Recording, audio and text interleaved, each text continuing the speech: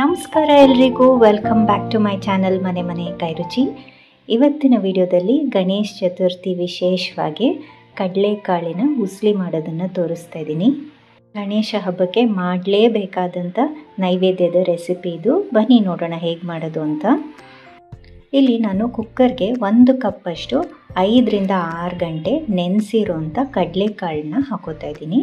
ಕಡಲೆಕಾಳು ಮುಳುಗೋಷ್ಟು ನೀರನ್ನು ಹಾಕಿ ಒಂದು ಅರ್ಧ ಚಮಚ ಉಪ್ಪನ್ನು ಹಾಕಿ ಚೆನ್ನಾಗಿ ಒಂದು 5 ರಿಂದ 6 ವಿಷಲು ಕೂಗಿಸ್ಕೋಬೇಕಾಗತ್ತೆ. ಅಷ್ಟರಲ್ಲಿ ಇದಕ್ಕೊಂದು ಮಸಾಲೆ ರೆಡಿ ಮಾಡ್ಕೊಳ್ಳೋಣ. ಒಂದು 8-10 ತೆಂಗಿನಕಾಯಿ ಹೋಳುಗಳನ್ನ ಹಾಕ್ಕೊಂಡಿದ್ದೀನಿ. 1 ಇಂಚಷ್ಟು ಶುಂಠಿ, ಖಾರಕ್ಕೆ ಎಷ್ಟು ಬೇಕೋ ಅಷ್ಟು ಹಸಿಮೆಣಸಿನ್ಕಾಯಿ, ಸ್ವಲ್ಪ ಕರಿಬೇವನ್ನ ಹಾಕ್ಕೊಂಡು ಈ ರೀತಿ ತರಿಯಾಗಿ ರುಬ್ಕೋಬೇಕಾಗತ್ತೆ. ಇಷ್ಟಾದರೆ ಸಾಕು. ಅಷ್ಟರಲ್ಲಿ ನೋಡಿ, ಈಗ ಕಡಲೆಕಾಳೆಲ್ಲ ಚೆನ್ನಾಗಿ ಬೆಂದಿದೆ. ಸಾಫ್ಟಾಗಿ ಬೇಯಿಸ್ಕೊಂಡಷ್ಟು ಚೆನ್ನಾಗಿ ಬರುತ್ತೆ ಉಸ್ಲಿ. ಇದಕ್ಕೆ ಒಗ್ಗರಣೆ ಹಾಕ್ಕೊಳ್ಳೋಣ. ಒಂದು ಬಾಣಲಿಗೆ 1-2 ಸ್ಪೂನಷ್ಟು ಎಣ್ಣೆನ ಹಾಕಿ ಸಾಸಿವೆ, ಕರಿಬೇವು ಮತ್ತು ಹಿಂಗನ್ನು ಹಾಕಿ ಚೆನ್ನಾಗಿ ಚಿಟ್ಕುಟ್ಟಿದ್ಮೇಲೆ ನಾವು ಬೇಯಿಸ್ಕೊಂಡಿಟ್ಕೊಂಡಿದ್ದಂಥ ಕಡಲೆಕಾಳನ್ನು ಇದಕ್ಕೆ ಹಾಕಿ ಮಿಕ್ಸ್ ಮಾಡ್ಕೊಳ್ಳೋಣ. ಹಿಂಗು ಸ್ವಲ್ಪ ಹೆಚ್ಚಾಗಿ ಹಾಕ್ಕೊಂಡ್ರೆ ರುಚಿ ಚೆನ್ನಾಗಿ ಬರುತ್ತೆ. 1/4 ಚಮಚದಷ್ಟು ಹಿಂಗನ್ನು ನಾನಿಲ್ಲಿ ಹಾಕ್ಕೊಂಡಿದ್ದೀನಿ. ಈಗ ಇದನ್ನ ಚೆನ್ನಾಗಿ ಮಿಕ್ಸ್ ಮಾಡ್ಕೊಳ್ಳೋಣ. ಮಿಕ್ಸ್ ಮಾಡ್ಕೊಂಡಿದ ನಂತರ ನಾವಾಗಲೇ ತರಿಯಾಗಿ ರುಬ್ಬಿಟ್ಕೊಂಡ್ವಲ್ಲ ತೆಂಗಿನಕಾಯಿ, ಶುಂಠಿ, ಹಸಿಮೆಣಸಿನ್ಕಾಯಿ ಎಲ್ಲ, ಅದನ್ನು ಈ ಕಡಲೆಕಾಳಿಗೆ ಹಾಕಿ ಚೆನ್ನಾಗಿ ಮಿಕ್ಸ್ ಮಾಡ್ಕೋಬೇಕು. ಆ ಹಸಿ ವಾಸನೆ ಎಲ್ಲ ಹೋಗಬೇಕು, ಶುಂಠಿ ಮತ್ತು ಹಸಿಮೆಣಸಿನ್ಕಾಯ್ದೆಲ್ಲ. ಆ ರೀತಿ 1-2 ನಿಮಿಷ ಬಾಡಿಸ್ಕೊಂಡ್ರೆ ಸಾಕಾಗುತ್ತೆ. ರುಚಿಗೆ ಎಷ್ಟು ಬೇಕೋ ಅಷ್ಟು ಉಪ್ಪನ್ನು ಸೇರಿಸ್ಕೊಳ್ಳೋಣ. ಕಡಲೆಕಾಳು ಬೇಯೋವಾಗೂ ಉಪ್ಪು ಹಾಕಿದ್ವಿ, ಹಾಗಾಗಿ ನೋಡಿಕೊಂಡು ಉಪ್ಪು ಹಾಕ್ಕೋಬೇಕು.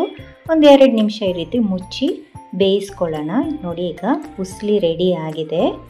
ಇನ್ನೊಂದು ಸಲ ಈ ಥರ ಕೈ ಆಡ್ಕೊಂಡ್ಬಿಟ್ಟು ಸ್ಟವ್ ಆಫ್ ಮಾಡಿಬಿಟ್ಟಿದ್ದೀನಿ. ಆಫ್ ಮಾಡಿದ್ಮೇಲೆ 1 ನಿಂಬೆ ಹಣ್ಣಿನ ರಸನ ನಾನು ಇದಕ್ಕೆ ಸೇರಿಸ್ಕೊತಾ ಇದ್ದೀನಿ. ಈ ಲಾಸ್ಟಲ್ಲಿ ನಿಂಬೆ ಹುಳಿ ಹಿಂಡೋದಂತೂ ತುಂಬಾ ರುಚಿ ಕೊಡುತ್ತೆ ಈ ಉಸ್ಲಿಗೆ.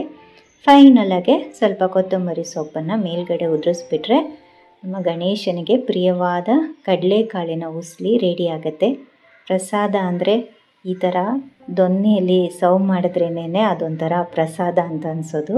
ಹಾಗಾಗಿ ನಾನಿಲ್ಲಿ ದೊನ್ನೆಯಲ್ಲಿ ಸರ್ವ್ ಮಾಡ್ತಾಯಿದ್ದೀನಿ ಕಡಲೆಕಾಳು ಉಸ್ಲಿನ. ಇದನ್ನು ವಿಸರ್ಜನೆ ಟೈಮಲ್ಲೂ ಮಾಡ್ತಾರೆ, ಅಥವಾ ನೈವೇದ್ಯ ಮಹಾಮಂಗಳಾರತಿ ಮಾಡುವಾಗಲೂ ನೈವೇದ್ಯಕ್ಕಿಟ್ಟು ಪೂಜೆ ಮಾಡ್ತಾರೆ. ರಾತ್ರಿಯೇ ಒಂದು ಸ್ವಲ್ಪ ಕಡಲೆಕಾಳನ್ನ ನೆನೆಸಿಟ್ಕೊಂಡ್ಬಿಟ್ರೆ ಈಸಿಯಾಗಿ ಮಾಡ್ಕೊಂಡ್ಬಿಡ್ಬೋದು ಇದನ್ನು. ಹಾಗೆಯೇ ರುಚಿನೂ ಅಷ್ಟೇ ತುಂಬಾ ಚೆನ್ನಾಗಿರುತ್ತೆ.